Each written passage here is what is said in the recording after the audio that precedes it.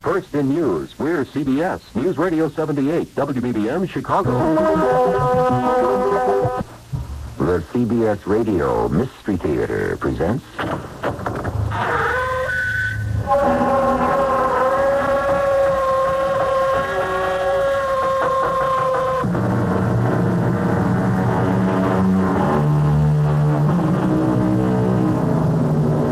Come in. Welcome. I'm E.G. Marshall. We all have different ways of looking at things, like the artillery sergeant who said that cannon were made by taking a hole and encasing it in steel. And sometimes different points of view can open the door to mystery, especially when one of those viewpoints embodies a logical impossibility. Honey, today can't be Wednesday. It's Tuesday, our anniversary. No, yesterday was Tuesday. But we're going out for dinner. Why aren't you dressed? I was dressed last night. We were supposed to go out for dinner last night. Well, then why didn't we? Because you never came home.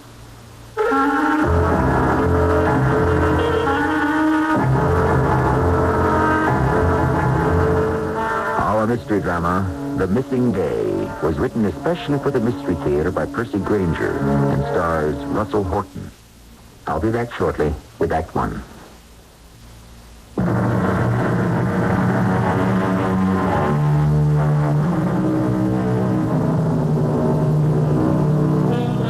There are days we circle on the calendar so we do not forget them. And there are days that are so close to our hearts or so burned into our minds that we cannot forget them. But what about the days we cannot remember? Not the ones we would merely like to forget, but the ones we cannot summon up any memory of at all. And what if one of those days was not years in the past and faded by time, but yesterday? We're in a town in Arizona at a nuclear manufacturing plant.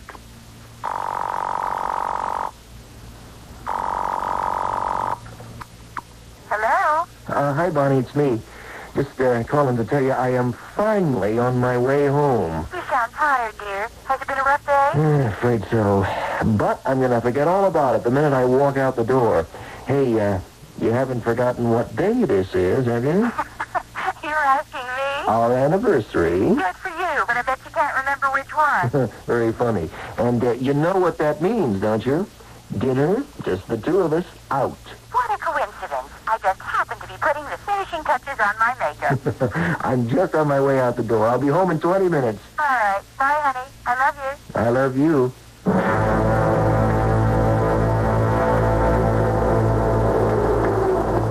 Excuse me. What?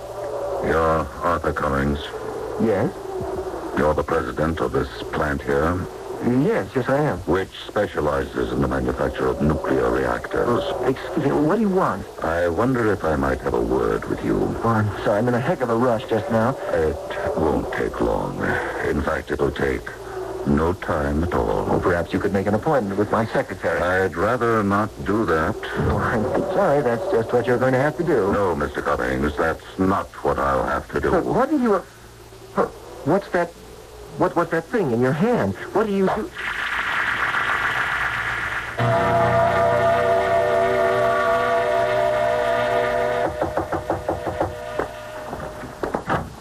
Oh, hello, Mrs. Cummings. Sheriff, thank goodness. What's the trouble? It's Arthur. He hasn't come home. Oh, when did you expect him? He called me 2 hours ago from the office. He said he was just on his way out the door. Well, was he delayed? Have you checked back for his office? Oh, of course. And I phoned every department in the whole plant. No one's seen him. Is his car still there? No, they checked the parking lot. It's gone. Well, he hasn't been hurt in an accident. At least nothing's been reported. But something's happened to him. We were supposed to go out for dinner tonight. It's our anniversary. Oh, maybe he stopped to pick up something. A present. But it's been 2 hours. He specifically told me he was coming right home. Oh, something's happened to him. I know it. Yeah, well, what kind of a car is he driving? A white and blue 77 sedan. Mm-hmm. License? Oh, LX 1089. Okay. My deputy and I'll drive out over the route between here and the plant and have a look for him.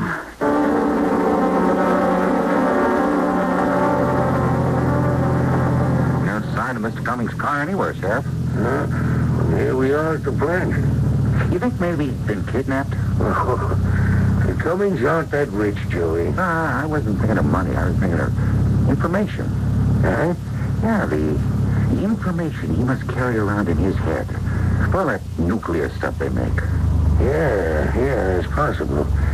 But my guess is he just took a detour downtown to get something for his wife. If he's like me, I can never figure out what to buy a woman. Takes me hours. Yeah, except that it's after 8. Most of the stores are closed now. Yeah, I'm going to check around the plant for myself. You contact the highway patrol and put out an all-points bulletin for Mr. Cummings' car.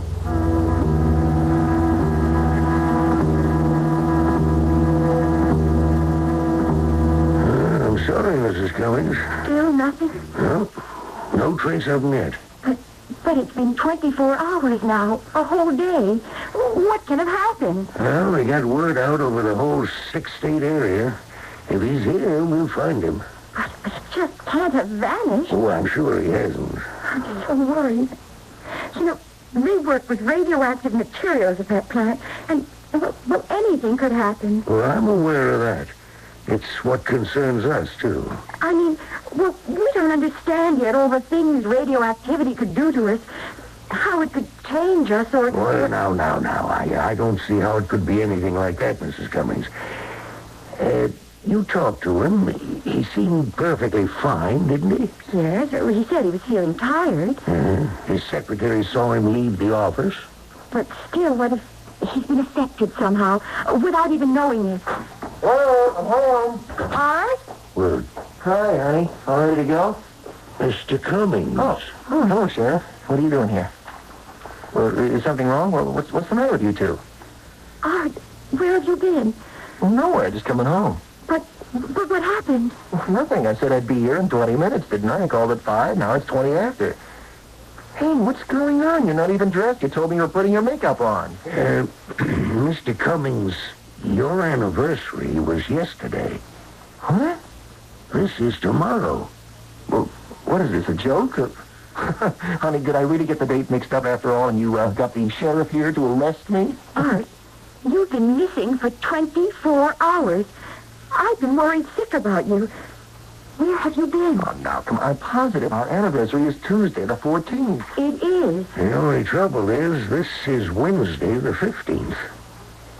You two aren't joking, are you? Your wife reported you missing last night, Tuesday. We've had an all-points bulletin out on you for a whole day.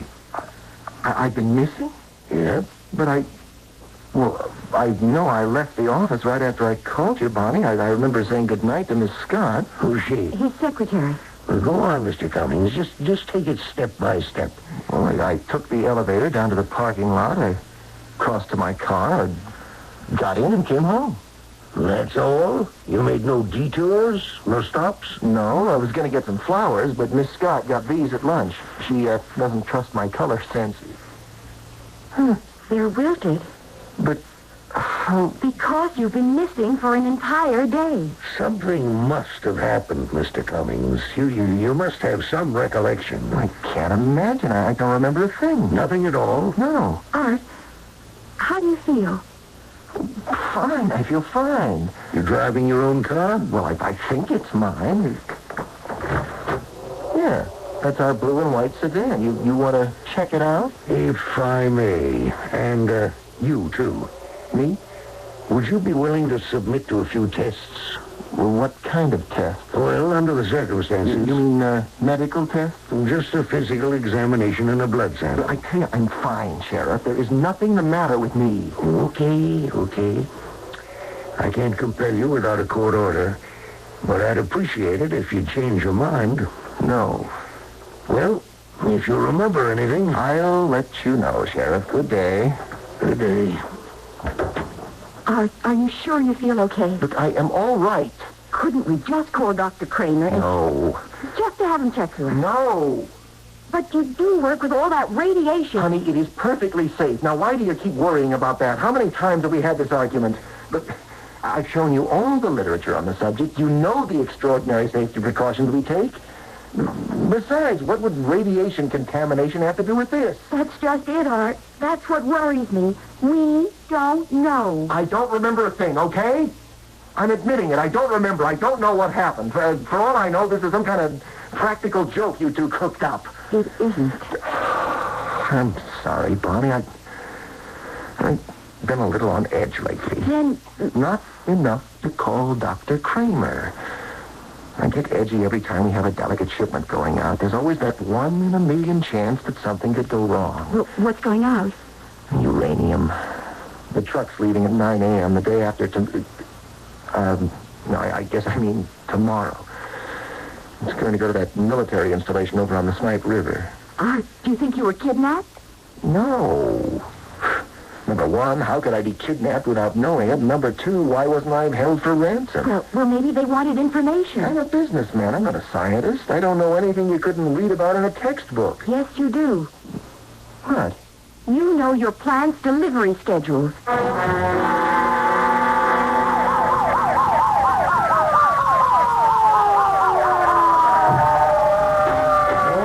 Over here, Sherriff. I got out here as quick as I could. What happened? Yeah, it looks like a hijacking. Uh-huh. This truck here? Yeah. I saw it parked alongside the highway and pulled over to see if everything was okay. Where's the driver? Found him slumped over the wheel. Is he hurt? He's dead. Shot through the heart. Huh? You call an ambulance? Down the way. The truck's contents are gone? You can see for yourself.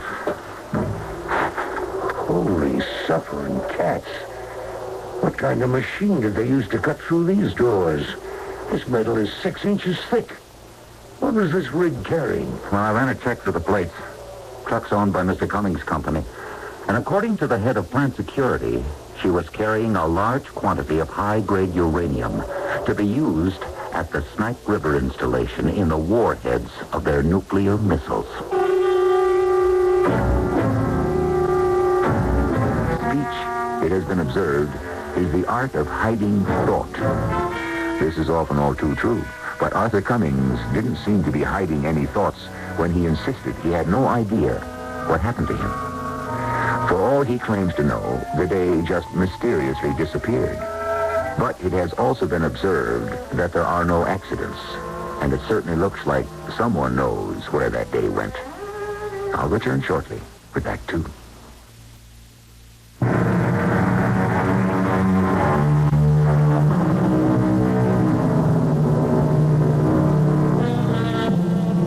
The Bible says that a driver who overloads his beast is either a fool or a brute. A man who takes a great precaution in loading a truck with dangerous materials would not ordinarily be put in either of those categories. Yet, something strange has happened. Something has gone awry. And nobody seems to have an explanation. Least of all the man to whom the finger would appear to point. The only one who knew what that truck contained, Sheriff, was the chief of plant security. And the only persons who knew when the truck was leaving the plant were the foreman and the crew on the loading dock. And the only person who knew both? Was me. You also knew its route and destination. Yes, I take it upon myself to make all these decisions and be the only one with the information. It reduces to a minimum the possibility of what happened today. But today it did happen. And now a large quantity of high-grade uranium is missing. Well, Sheriff, at least it's not as bad as it seems. That uranium is virtually useless for nuclear purposes unless it's charged up, made fissionable. Mr. Cummings, would you accept that there is a connection between your disappearance and this robbery? Obviously. Sheriff, those tests you asked me to take? Yes? Well, I'd be willing to submit to them now. You sure? A man is dead, and a potentially lethal cargo has vanished. I feel responsible for that. What does the doctor say? Nothing. The blood sample showed no traces of any foreign chemical substance. No knockout drops or truth serum? No. And his examination of your skin turned up no indication that you'd been punctured by a needle or incision. I guess I could have been forced to swallow something, but why wouldn't I remember it? Well, the point is, we've got absolutely nothing to go on. Sheriff, if I had, I mean, would the tests have been different if you'd agreed to take them right away? Yes, Mr. Cummings, it's possible they would have. Substances don't stay in the body forever, and wounds heal. Yeah, I'm sorry. You see, I'm very touchy about my health. My wife's always after me, fretting. Well, with your permission, I'd like to try something a little out of the ordinary. What? I'd like to try to hypnotize you. You know hypnosis? Yes. It's becoming a very effective device in police work. If some form of mind control was practiced on you, it's possible we could break through that. Will you agree to this, Mr. Cummings? Yes, Sheriff.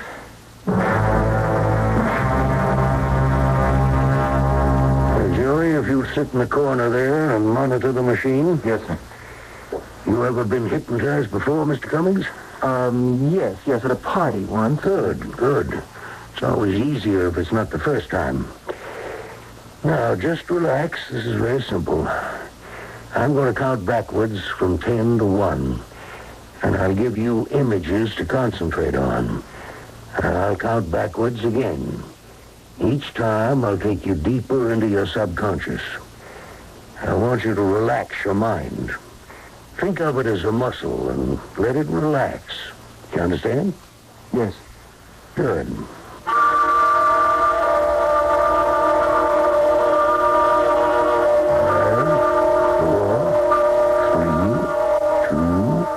1. The sun has faded now. You're in total darkness, floating in space. Can you hear me? Yes. What day is it? Friday. And yesterday? Thursday. And before that? Tuesday. Wednesday, Mr. Cummings. Oh, yes, I'm sorry. Do you remember Wednesday? Yes. And the night before, where were you? At my office. Do you remember calling your wife? Yes, I said I was just going out the door. And then? I left. I went home. Can you see your car? Yes. In its parking space? Yes. You're walking toward it. Can you see yourself walking toward it? Yes. Describe your movements. I come out of the building, and I walk up to my car. And? I get in. You see no one? No. And then? I drive home. Does anything happen along the way? No. How long does it take you? 20 minutes. What time did you leave the office? 5. And where were you at 11 o'clock that evening? Driving home. Driving home? Yes. Where were you at 3 in the morning? Driving home. At 8? Driving home. Noon? Driving home. All afternoon. Driving home. How long did it take you? 20 minutes. And nothing happened? No. Yes. One thing happened. What?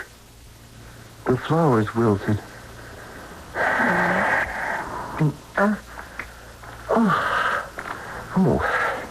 What happened? Nothing.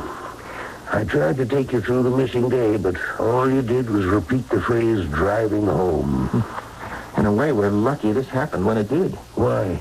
Well, I'm due to schedule a shipment of a breeder reactor to the nuclear facility in Amity. If that ended up in the same place as the uranium, we'd have someone on our hands who could manufacture a hydrogen bomb. The schedule for this delivery was not set the day you were missing? Oh, no, I was going to do that this afternoon. All right, do it now. Now? Yes, and tell me.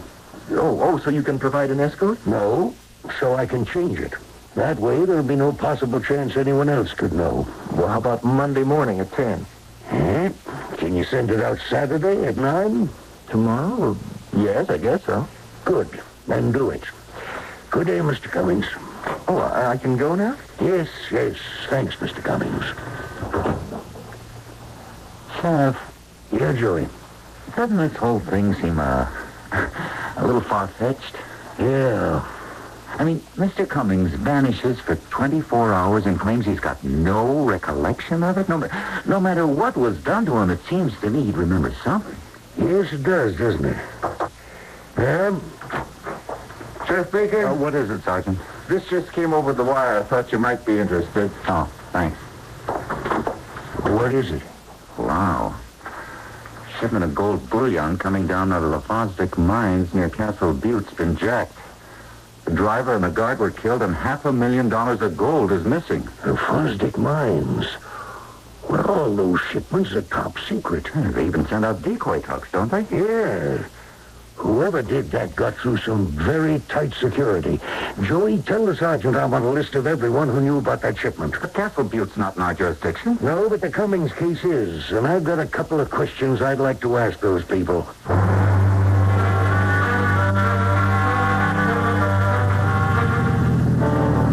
here's 944 Chautauqua Street. Mr. Bud Peterson, right? He's the last one on the list. And so far, nothing. You think there's some connection between the two robberies, huh? Well, the earmarks are the same. Valuable, top security shipment, robbed. Not a single clue at the scene of the crime. If Mr. Peterson can't help us, we're at the end of the line. Yes? Mrs. Peterson? Yes? I'm Sheriff Baker. This is my deputy, Joe Sheen. We're from up Shumway Springs. We'd like to speak to your husband. Oh, surely. Come in. Thank you. Bud, there's another sheriff here to see you. Oh, hello? Yeah, is this about that gold robbery at our mine? Yes, sir. I've already talked to our local officers. Well, I'd like to ask you a couple of questions, if I might. Oh, sure. You were one of the people who knew the schedule of that shipment. Yeah, but there were 3 other guys. Oh, I know. We've already talked to them. And I've asked all of them the same questions I'd like to ask you. Go ahead.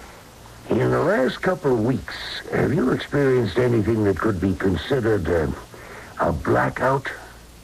Blackout? Well, then, is there a period of time you can't account for? It's kind of a bizarre question, isn't it? Yes. Why are you asking? Well, there's been a robbery down our way similar to this one. A uranium shipment was stolen. Mm-hmm. And some guy's claiming he had a blackout? Yeah. Someone who knew about the shipment. Well, my health's fine, Sheriff. You can check with the company doctor. Nothing strange has happened? No. Let me put it another way. Mrs. Peterson, has your husband been missing for a period of time recently? No, he hasn't. Okay. Thanks, Mr. Peterson. I'm sorry for the disturbance. I guess we've been on a wild goose chase. Good day, Sheriff. Bud, why didn't you tell them? It's none of their business. You should have told them the truth. Something did happen. You disappeared for a whole day. I told you I don't have any recollection of it. This got into my medical record, I could lose my job. But if the same thing happened to this other man, maybe it wasn't your fault. I don't want to go into it. But what if something else happens, Bud? What if someone else is killed? What if you're in danger? Please, that sheriff only wants to help you, I'm sure. You must tell him. All right. Where did he say he's from? Shumway Springs. Yeah, we'll take a drive down, but I don't see what good it's going to do. I don't remember anything.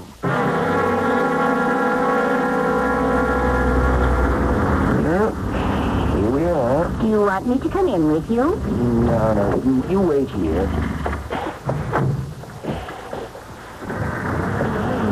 Mr. Peterson? You recognize me? Yes, I do. That day, the day I don't remember. That's right. But how did you know I was coming here? I know. And I also know why you've come. But unfortunately, I cannot let you speak to that sheriff. What are you... No, don't.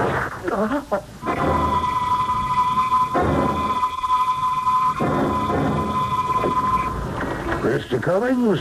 Oh, Sheriff. We've come by to check on that reactor shipment. It got off safely this morning. Can I speak to you? No, certainly. Let's go into my office. Oh, is something the matter? Yes, something's happened. What, to that reactor shipment? No. Mr. Cummings, I suspect you're in serious danger. Why? A man was shot to death yesterday evening right in front of my office. He worked for the company that lost that gold shipment. And the same thing had happened to him that happened to you. He'd vanished? For a whole day, with no recollection of what happened. He was on his way to tell me that, but someone shot him first. Well, how do you know that's what he was going to tell you? His wife told me. But whoever shot him, how did they know? What is going on? Oh. Hello? Oh, just a minute. It's for you, Sheriff. Your deputy. Hello. Here, Joey. What? When? You sure of the truck's identification? Okay, I'll be right there. Cummings, your truck's been hijacked. The one containing the reactor? Yes. But how? That's not possible. No one knew its schedule except you and me. Unless you told someone. Well, no, of course not. I didn't even mention it to my wife this time. So now someone's got everything he needs to manufacture a half-dozen hydrogen bombs. Enough to annihilate this country.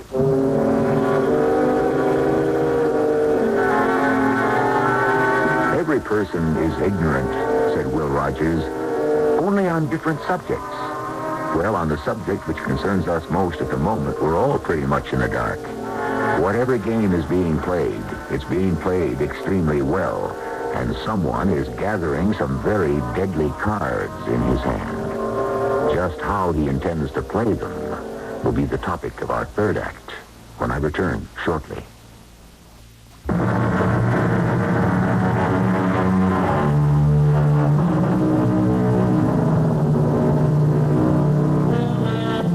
A Greek sage was weeping for the death of his son. "Why do you weep?" asked the pedant. "Since it avails you nothing." "That is why I weep," replied the sage, "because it does not avail." This is the beginning of wisdom. But there are situations in which something must avail if disaster is to be prevented. In our present case, the urgency is fraught with difficulty, for it's pretty hard to hit a target when you don't know what you're aiming at. Mr. Cummings, I've got to ask you again to try to remember something, anything, about that missing day. I've gone over it 100 times. I've even walked through it, out of my office, over to my car. Nothing jars my memory. And somehow someone is getting information there's no way in the world he could get. It's not as if you were bugged, might. The doctor examined you thoroughly, and if he killed Peterson, there's no reason why he won't try to kill you. What am I supposed to do? Here. What's that? This is my private line at my office, 555-0231. Now, if anything happens or you remember anything, call me at once. 555-0231. Terrific. And what if someone jumps me and I don't happen to be near a phone? I'm bringing in the state police. I want the whole desert region around here scanned from the air. These people must have one heck of a base of operations, and we ought to be able to find some trace of it somewhere. You just talked to Cummings? Yeah, I told him about Peterson. He still says he remembers nothing. You think he's leveling with us? And I just don't think he's the kind of a guy who'd be behind something like this. But no one else knew anything about that reactor shipment. Look, that's got to be a more logical an explanation than some omnipresent criminal that you can't keep any secrets from. How would Cummings have known about the gold shipment? Maybe he and Peterson were in cahoots. Look, unregistered gold could come in very handy to finance a scheme like whatever they're up to. That still doesn't explain how Peterson was shot. That's your private line. Yeah, I gave Cummings the number. Hello? Sheriff Baker? Speaking. This is Arthur Cummings. I've got to see you right away. Well, what's up? I think I'm beginning to remember something about that day. I think I may know what happened. Where are you? I'm just leaving my office. If we could meet somewhere. You name it. Why don't we meet at the county fairgrounds? All right, I'll be there in 15 minutes. What's up? That was Cummings. He thinks his memory's beginning to come back. This could be it. You want me to come with you? No, you stay here and mind the store. I'm meeting him at the county fairgrounds. I won't be gone long.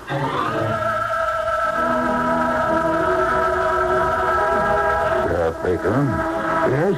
Could I speak with you for a moment? Well, I'm waiting for someone. Is it urgent? I can assure you it won't take very long.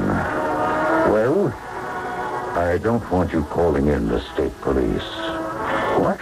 You've done too much snooping already. Who are you? That's none of your business.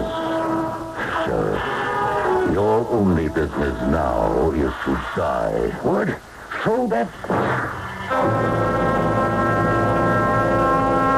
Mr. Cummings. Mr. Cummings.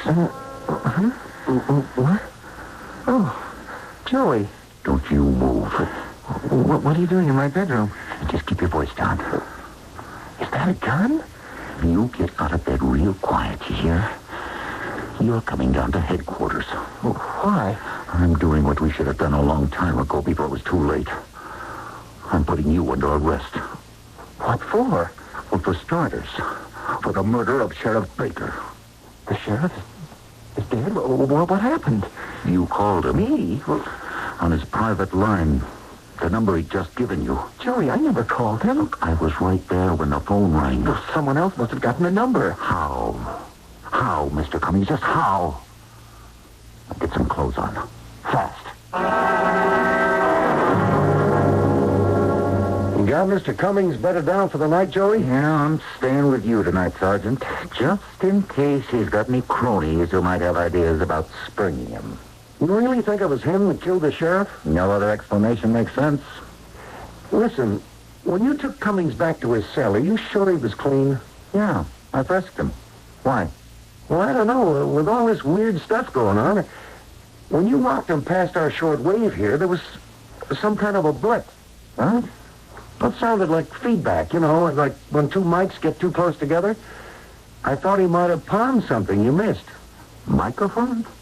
No, that's not possible. I checked him, and that doctor went over him practically with a microscope. All I'm telling you is what I heard. I wonder if that is it. Sarge, let me use your typewriter. What are you going to try? A little scenario for me and Cummings to read out loud.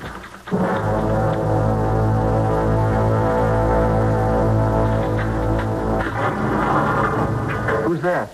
Just me, Miss Cummings. I thought I'd come in and badger you a bit since you're here and can't go anywhere. Badger me about what? You see, I'm still convinced that if you tried hard enough, you just might be able to remember a little something about that missing day. Look, how many times do I have to tell... What's that? Are you sure?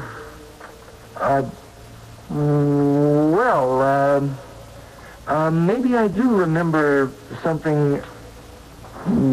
Yes, I think I can see it now. There was someone, but... Yes? Well, what's the matter?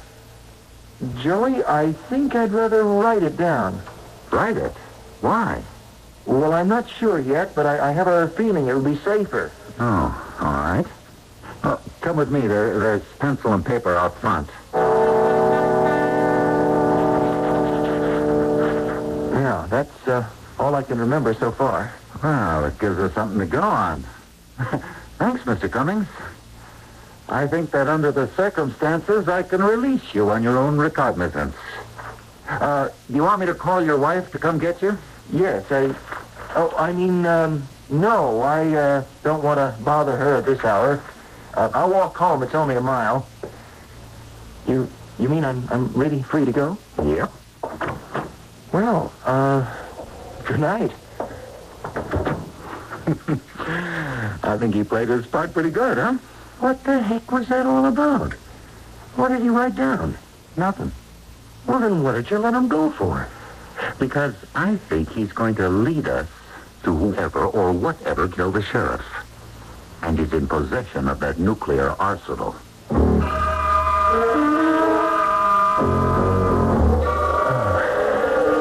Why the heck wouldn't he let me call Bonnie? Freezing. Oh, there's a car. Hey, could you give me a lift? I'm not going far. Of course. Get in. Thanks. I don't usually ask for rides, but... What did you write down? What? Oh, that deputy. What did you write down? Well, I didn't... How did you know about that? It won't do any good to dissemble, Mr. Cummings. I want to know what you told him. Hey, how do you know my name? Who are you? What's that thing you're pointing at me?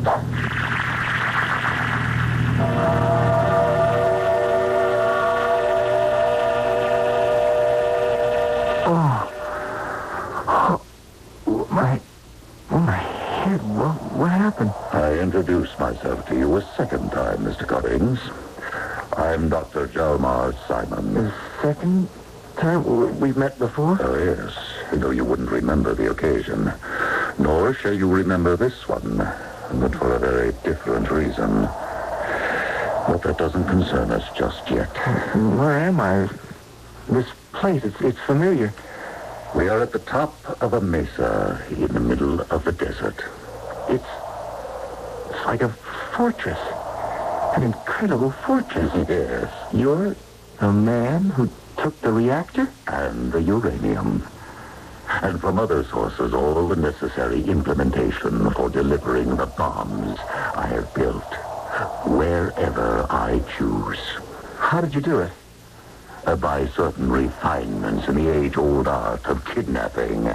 I let my kidnapped victims go after I've performed a bit of minor surgery. I implant into their bodies, just under the skin, small transistorized chips that function like a microphone and permit me to monitor them, to eavesdrop. But why don't I have any recollection of this? You were unconscious the entire time. I injected you with a strong anesthetic of my own devising. Well, I was examined by a doctor. He didn't find any marks on me. I have invented a machine I call an airjet.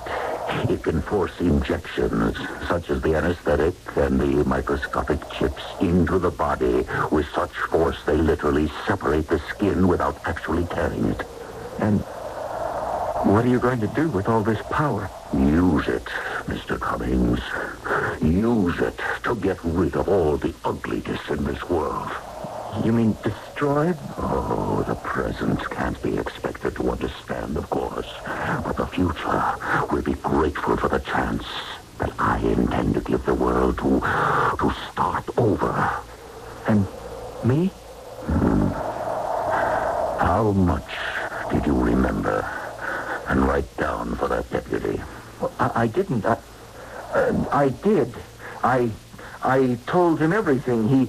He knows about this mesa. He knows the location. I know that's not true. But it hardly matters. It simply means another trip back into town after I've killed you to dispose of the deputy. Himan! What? Can you hear us? Where? What?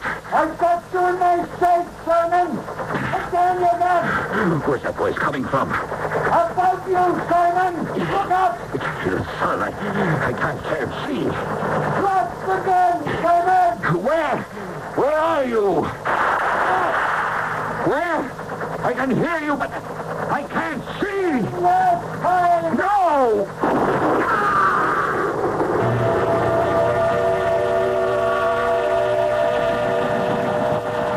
Is he dead?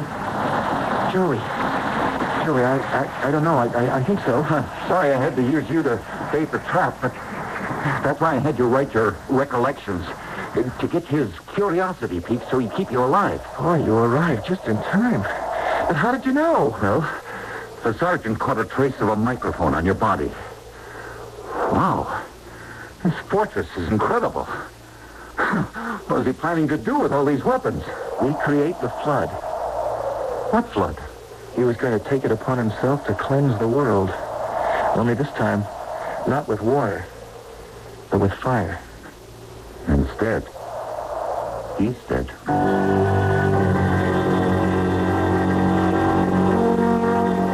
All of us are guided by some kind of inner light.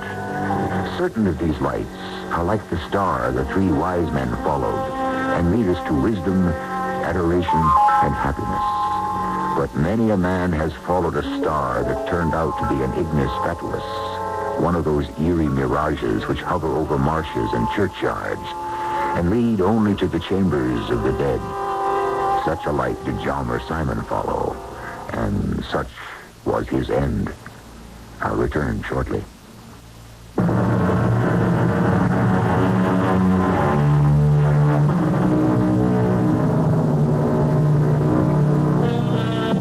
We might say our story fell into that category of mystery we can describe as fanciful with a disturbing dash of the possible. There are many ways to distinguish mankind from the rest of the animal kingdom, and one of the strangest is that we are the only species with a compulsion to terrify ourselves. We do our best to oblige this compulsion 7 times a week on Radio Mystery Theater. Our cast included Russell Horton, Hetty, Galen, Benson, and Ray Owens. The entire production was under the direction of Himan Brown. And now, a preview of our next tale. He was smoking a pipe. How is he smoking it? Upside down. That's him. Yes, that's what he does. Smokes on the bridge of the ship that way. Well, I thought because it was raining he smoked his pipe upside down. Did you see his face? Yes, he had lots of freckles and a sharp, pointed nose. I could see by his lantern. That's him. That's him. He's here. It's him. Oh, heaven protect me now. I can't sit still like this, like a rat in the trap. What am I going to do? Uncle, you're living in a civilized country. There is a law if people threaten you. Now, let me drive over to the county police station tomorrow morning. No, it's too late. And I'll see that those sailors are taken care of. No, he's coming. He's cruel. He'll kill me this time for sure. This is E.G. Marshall inviting you to return to our Mystery Theater for another adventure in the macabre. Until next time, pleasant dreams.